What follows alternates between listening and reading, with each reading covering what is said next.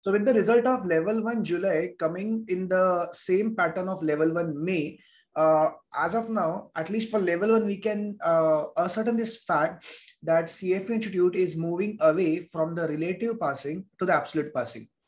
Now, what do you mean by relative passing? Earlier, they used to maintain this kind of a method that every exam, they're going to pass around 40 out of 100 people. That is, for level 1, 40% students will be passed. For level 2, around 45% students will be passed. And for level 3, around 50% students will be passed.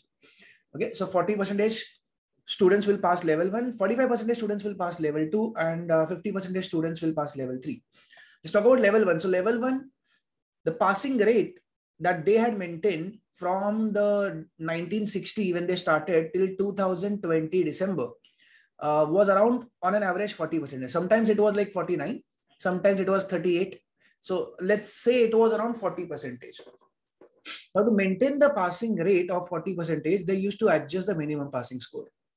So for example, if the exam was a little easy, then they used to increase the minimum passing score, because if they keep the same minimum passing score of around, let's say 60%, then for an easy exam, more students will go above the 60% marks, which they don't want.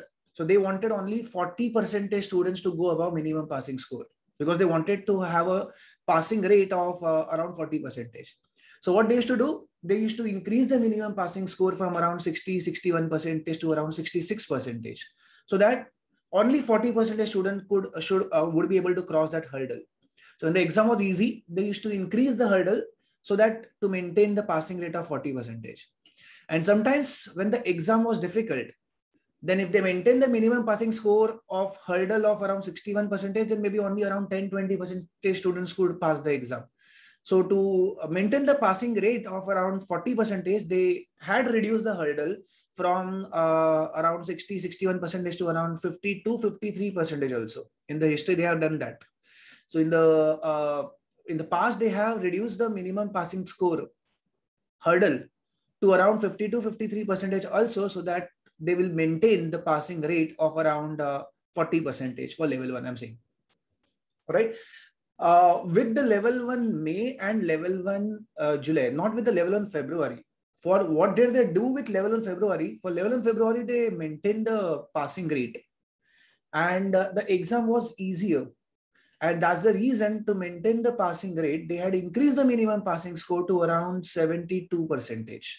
Because you would have heard from your February students, February friends, that I found the exam very easy, but still I could not pass the exam. And that's because although exam was easy, they didn't keep the absolute passing rate, absolute minimum passing score to around 61, 62, 60, 61%. They had increased the passing score, minimum passing score hurdle to around 72%.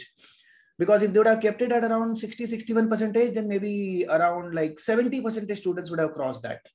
So the passing rate for February exam would have been like 70%, which they didn't want it. So that's the reason they had increased the hurdle to around 72% for February. And 40% students had crossed that hurdle. 40 or 42% students had crossed that hurdle. Now, in the May, we hardly had any student. I think one student we only had for level 1 May. So level 1 May, our passing grade wouldn't matter at all. But because India mein exam hua nahi tha, level 1 May. R means R, I'm talking about our class.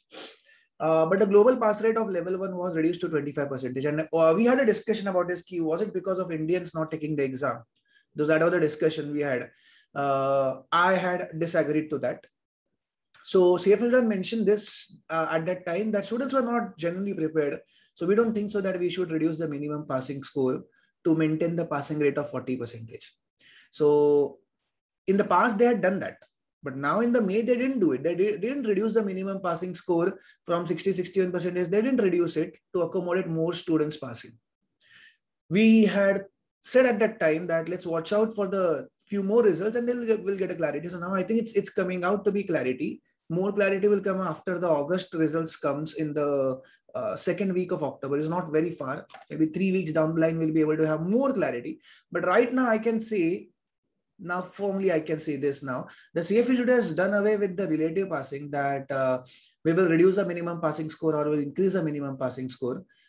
They have gone to the absolute passing, where they will keep the minimum passing score in the range of 60-62%. And those who can, whatever number of students can cross that, they will pass those. Okay, even if the exam is easier or difficult, won't matter. If you can score something like 65% and above, you will pass the exam. With July students, they had mentioned on their website that we have not changed the minimum passing score. And I can see that on the results of the students, there's some methodology with the help of which you can calculate the minimum passing score. So it was coming to in the range of around 63-64%. So in the range of 60 to 65, you can say. So it was, according to the CFE Institute, inadequate preparations of the July students, because of which they couldn't pass. Only 22% students could pass, and 78% students were below the minimum passing score. The gap between the top 10 percentile, I mean, the exam result, you get to know something called as top 10 percentile. The gap between the top 10 percentile and the students who have just passed was very less, because only 22% students have passed. So top 10 and top 22, hardly any difference, right? I mean, I'm in the top 10 or I have in the top 22. Same, like only top 22 students have passed the level 1 July exam.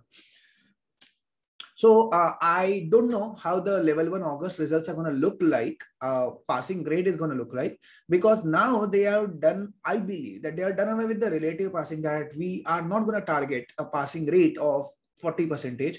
We're going to target a minimum passing score of around 60 to 65%. That's, I think they have gone to that thing, which I had mentioned earlier also, that they are going to go by the minimum passing score. So they believe that those students who are able to cross that 65% are genuinely prepared. They are not passing by fluke. That's the reason I think they are maintaining the minimum passing score in the range of 60 to 65%.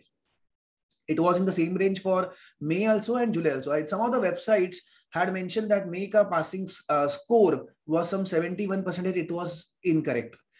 July ka we have seen some 300 hours or some website showing that the minimum passing score of July exam is 74%. That's incorrect. I'll show you a video how can we calculate a minimum passing score of February exam, May exam and July exam. February was 72% passing score. May was around 62% and July was around same 63% approximately. So which means that May and July passing rate consistent. 25% students pass May, 22% students pass July, and minimum passing score hurdle is also consistent. Around 62% marks were required to pass May exam, and around 63% marks were required to pass July exam. So should we worry about the passing rates dropping down? I believe that instead of worrying about the passing rates dropping down, you should worry about your revision. If that is not happening, if you're not able to recall the things that you did in the month of, let's say, May, June, then that's the worry. So that's where you have to keep on revising. And those topics you are done, where you have read, but not yet solved the question bank. So those topics is where you should worry about. So solving the question bank and revising is going to be absolutely important. I have seen students focusing only on completing the syllabus. I have seen कि मेरा ये chapter बचा है, मेरा ये chapter बचा है, sir portion कब तक खत्म होगा, 10th October, 15th October, 20th October. See the focus, why the students focus on this, कि when the syllabus is going to get over. I've seen the psychological thinking behind this is that they want to start revision from the day when this last chapter gets over. From that day, they want to start the revision, which is going to go really crazy. Because one revision is not going to be good enough. I repeat, one revision is not going to be good enough. And you would appreciate that. One revision will not be good enough, because even if I revise something in August, by November, I will forget it. So you have to, when you are looking at the new things, you have to keep on revising the old things that we have done. So as a part of that, what we are going to do in the weekday morning lectures, weekday evening, so we'll do the same part that we have been doing, the question bank solving. Weekday morning lectures, I'm going to do maybe those parts from the institute book of old parts like cons. We had done that for the November batch. So I'm going to do some question solving of cons, equity, portfolio management. So this subjects, Pooja ma'am or I would do about the ethics ka question solving. So that's what we're going to do on the weekday morning session. And that's what also you should keep in mind, that you have to keep on revising the stuff and not wait for the last chapter to get over. Okay, whenever the last chapter gets over, and from that point, it's not going to be feasible to have a complete thorough revision. You may be just doing one revision, but that's not good enough. We have to do the test paper solving in that period also. So keep on revising, and whatever test that you are taking, if you are scoring above 65%, then that's good. If you're scoring above 75%, that's amazing. All right, whichever question bank, whichever institute book question, whether you're solving Swedish question bank or you're solving the institute book questions, or whether you're taking my test, in any of that, if you're scoring 75 above, it's amazing. If you're scoring 65, that's on border. If you're scoring 70, that's also decent. 65 is on the border. 65 just pass. Okay, just keep that thing in mind. Okay, so don't get panicked about the 25% passing rate or 22% passing rate, but be more serious about the preparation, because now in July, it was 1 out of 5 students passed and 4 out of 5 students failed. About the class results also, yes, we have suffered in the class results. So normally we get, when the passing rate of the CF institute is around 40, 45-ish. At that time, we get a passing rate in the class approximately around 75 to 85, almost double of what we get the what the CF institute passing rate is. This time we have done better than the double, but that's still number which I'm not happy with. CF institute passing rate 22%, our passing rate in the range of around 53, 55 in this range. So doubles here, but like 53, 55 is something which I'm not happy with. That's the reason I'm gonna do more institute book question solving, and gonna do more follow-up with you guys so that you do the revision. But obviously, apart from the follow-up, it should be coming from you that now it's not going to be that easy to clear the exam. We have to put in more effort, and that is good. I mean, that will maintain the quality of the CFA course. You don't want the CFA course like a NCFM or a NISM where without practice, 3 दिन के practice में you can clear one module. You don't want the CFA course. You don't want to spend 1 lakh rupees on the course which is easy to pass.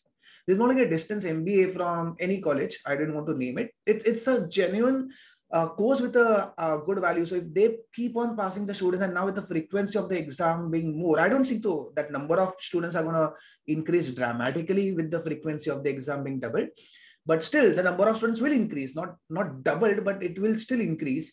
And maybe that's the reason they have curtailed. But anyway, so that's my personal opinion. They shouldn't have taken the exam 4 times a year, but that's okay.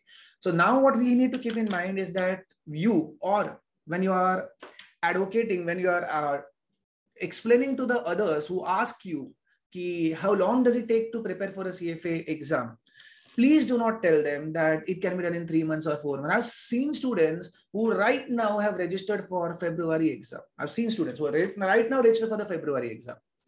October, November, December, January, and then February. So around 4.5 months to 5 months, working professionals right now have registered for the exam. They think that this is going to be like any other exam, just 5 months is too long period. Generally, 5 months is a too long period. I understand that. But for CFA level 1, it's not. Do you agree? Now with the 22% passing rate, let me ask you, do you agree with 22% passing rate? Do you believe that a working professional will be able to manage that in the period of 5 months? Maybe a college student probably could do that, but do you agree? I don't think so that a working professional will be able to manage that in the period of 5 months. Okay, so please tell others that at least 7 to 8 months of preparation, minimum 7 to 8 months of preparation, and that too, don't register and start preparing. Start preparing and then register.